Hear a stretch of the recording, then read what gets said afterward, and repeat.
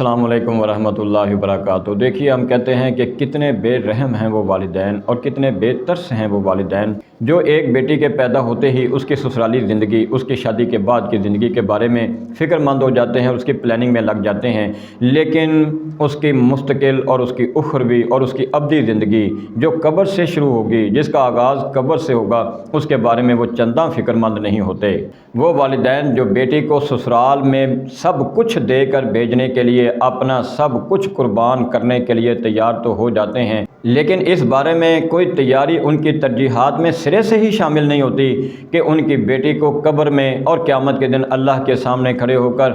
جن سوالات کے جوابات دینے ہیں اور جن اعمال کی اور جن چیزوں کی بیٹی کو وہاں ضرورت ہوگی، ان کی تیاری ان کی ترجیحات میں سرے سے شامل ہی نہیں ہوتی۔ ہم یہ پوچھتے ہیں کہ کیا قبر میں لڑکوں اور لڑکیوں سے، بیٹوں اور بیٹیوں سے، مردوں اور خواتین سے کیا مختلف سوالات ہوں گے؟ کیا برزخی زندگی میں، کیا قبر میں بیٹیوں سے، لڑکیوں سے، خواتین سے کوئی سوالات ہوں گے بھی یا نہیں؟ یا وہاں بھی ان سے صرف سلائی کڑھائی اور کوکنگ کے ہی کوئی ٹیسٹ ہوں گے؟ یا وہ والدین جو اپنے بچوں کو اور بالخصوص بیٹیوں کو موبائل دے کر فارغ ہو گئے ہیں کہ اب یہ اپنی تربیت خود کریں، ہم ان سے یہ سوال کرتے ہیں، ان سے بھی ہمارا سوال یہ ہے کہ کیا قبر میں آپ کے بچوں اور بالخصوص آپ کی بیٹیوں سے بھی وہی سوال ہونے ہیں جو محمد رسول اللہ صلی اللہ علیہ وسلم نے بیان فرمائے ہیں؟ من ربو کا، من نبیوں کا، ما دینوں کا؟ یا آپ کی بیٹیوں سے، آپ کے بچوں سے سوشل میڈیا سے متعلقہ یا آرٹیفیشل انٹیلیجنس سے متعلقہ کوئی نیا کویسچنیئر اور سوال نامہ تیار ہو گیا جو آپ کے بچوں کو بالخصوص بیٹیوں کو پیش کیا جائے گا؟ طالب العلم فریضۃ علی کل مسلم کے مصداق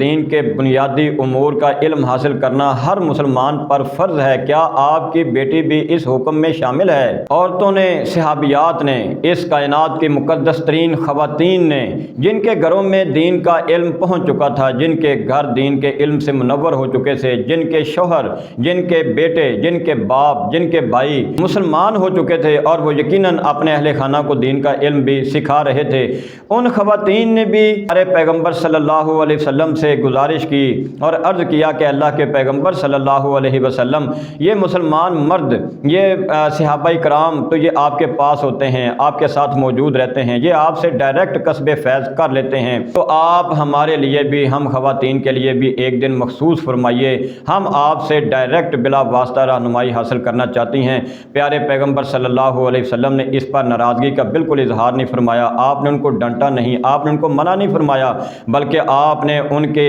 اس گزارش کو، ان کی اس خواہش پر پسندیدگی کا اظہار کیا اور آپ نے ہفتے میں ایک دن صرف ان عورتوں کی، ان مسلمان صحابیات کی تعلیم کے لیے، ان کو واعظ و نصیحت کے لیے آپ نے ہفتے میں ایک دن مخصوص فرمایا اور آپ ان کو دین کا علم سکھاتے، آپ ان کے مسائل سنتے، ان کے سوالات کے جوابات دیتے۔ اور بخاری شریف میں یہ روایت بھی موجود ہے کہ جو وفد دوسرے علاقوں سے آ کر، دوسرے ملکوں سے آ کر دین کا علم حاصل کرتے، وہ مسلمان ہو جاتے، تو پیارے پیغمبر صلی اللہ علیہ وسلم ان کو دین اسلام سکھانے کے بعد، ان کو دین اسلام کی روشنی سے فیض یاب فرمانے کے بعد آپ ان کو حکم دیتے کہ اپنے گھروں میں واپس جاؤ، اپنے علاقوں میں واپس جاؤ، اپنے اہل خانہ میں رہو اور اپنے اہل خانہ کو دین کا علم سکھاؤ، خود بھی دین کے احکامات پر علم کرو اور اپنے اہل خانہ سے بھی دین کے امور پر عمل کرواؤ۔ اور پھر آپ نے ارشاد فرمایا، جس کو اللہ نے 3 بیٹیوں سے یا 2 بیٹیوں سے سرفراز فرمایا، اللہ نے اس کو 2 بیٹیوں کا باپ بنایا، اس نے ان کی اچھی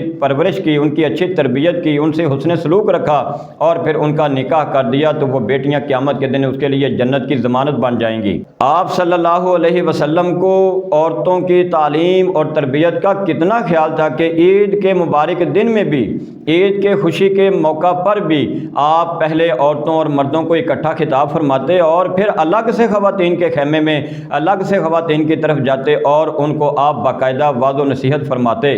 قرآن کا پہلا حکم ہی، پہلا لفظ ہی اقرا ہے، یعنی اپنی تعلیم و تربیت کا آغاز بھی اور اپنی اولاد کی تعلیم و تربیت کا آغاز بھی اقرا سے کرو، اللہ کے نام سے اپنی تعلیم اور تربیت کا آغاز کرو جس نے تمہیں پیدا کیا ہے۔ اور آج کا باپ اپنی بیٹی کا نام اقرا تو رکھ لیتا ہے، لیکن عملی طور پر اسے قرآن اور حدیث سے بالکل بے بہرا رکھ کر یہ سمجھتا ہے کہ اقرا نام رکھ لینا ہی کافی ہے اور میں اپنی ذمہ داری کما حقہ ادا کر کر رہا ہوں۔ اللہ کے پیارے پیغمبر صلی اللہ علیہ وسلم کے دنیا سے تشریف لے جانے کے بعد کتنے ہی صحابہ کرام دینی معاملات کے لیے حضرت عائشہ رضی اللہ تعالیٰ عنہا کے پاس رجوع فرماتے اور آپ سے دین کا علم حاصل کرتے اور آپ سے دینی معاملات میں رہنمائی حاصل کرتے۔ اور یہاں ہمارے ہاں کیا معمول ہے کہ ہم نے اپنی بچیوں کو دینی معاملات سے، یہ فقاہت اور ثقافت تو دور کی بات ہے، دینی معاملات میں مہارت تو بہت دور کی بات ہے، ہم نے اپنی بچیوں کو دین کے بنیادی معاملات سے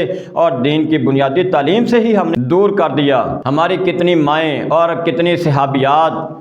دینی علوم میں، قرآن کے حفظ میں، احادیث کے حفظ میں یکتا تھیں کہ ایک زمانہ ان کا مطرب تھا، اور آج ہمارے ہاں یہ حال ہو گیا اور ہماری پستی اور تنزلی کا یہ عالم ہو چکا ہے کہ آج بیٹیوں کو قرآن کا حفظ کروانے کے لیے بھی باقاعدہ فتویٰ لینا پڑتا ہے کہ کیا بچیوں کو حفظ القرآن کروانا چاہیے بھی کہ نہیں، ان کو دین کی تعلیم دینی چاہیے بھی کہ نہیں، یہ قرآن کے حفظ کو یاد رکھ بھی سکیں گی کہ نہیں۔ یاد رکھیے، بیٹوں کی، بچوں کی، لڑکوں کی، مردوں کی دینی تعلیم بھی بہت ضروری ہے، لیکن بیٹیوں کی، لڑکیوں کی، بہنوں کی، خواتین کی دینی تعلیم اور تربیت ان سے بھی زیادہ ضروری ہے، کیونکہ ایک بیٹی کی دینی تعلیم اور تربیت کے اثرات نسلوں تک چلتے ہیں، اور ایک بیٹی کی بے راہ روی کے اثرات پورے خاندان کو اپنی لپیٹ میں لے لیتے ہیں۔ اور آخری بات پھر وہی عرض کرنا چاہوں گا کہ کتنی قابل ترس ہیں وہ بیٹیاں، وہ بچیاں، وہ خواتین جن کی پیدائش کے فوراً بعد ان کے دنیا کے خوشحال مستقبل کے لیے، چند سالوں کے خوشحال مستقبل کے لیے تو بہت تیاری کی جاتی ہے اور ان کے لیے ہر قسم کی قربانی دی جاتی ہے، لیکن ان کے اصل مستقبل میں کامیابی کے لیے اور ان کی دائمی اور اخروی زندگی میں کامیابی کے لیے کسی بھی قسم کی دینی تعلیم اور تربیت سے ان کو محروم رکھا جاتا ہے، ان کو دینی پروگرام سے محروم رکھا جاتا ہے، ان کو عید اور جمعے کے خطبات میں بھی لے کر نہیں جایا جاتا، ان کو زمانے کے ساتھ چلنے کے لیے اور اچھے رشتوں کی تلاش کے لیے مہنگے ترین موبائل تک تو خرید کر دے دیے جاتے ہیں، لیکن قبر میں جو سوالات ہوں گے ان کے جوابات کی طرف کوئی توجہ نہیں دی جا رہی، اور قیامت کے دن رب العالمین کے سامنے حساب اور کتاب کے کٹھن مراحل سے سرخرو ہو کر نکلنے کے بارے میں ان کو کسی قسم کا کوئی شعور فراہم نہیں کیا جا رہا۔ آئیے اپنی بیٹیوں کو بھی دینی تعلیم اور دینی تربیت سے بہرہ مند فرمائیے، ان کو قرآن کا ترجمہ سکھائیے، ان کو ہر قسم کے دینی پروگرام میں ساتھ لے کر جائیے، ان کو اگر ممکن ہو سکے قرآن حفظ کروائیے، ان کو بنیادی دینی تعلیمات سے فیض یاب فرمائیے۔ اللہ تعالی ہم سب کو سمجھنے اور عمل کرنے کی توفیق عطا فرمائے۔ السلام علیکم ورحمۃ اللہ وبرکاتہ۔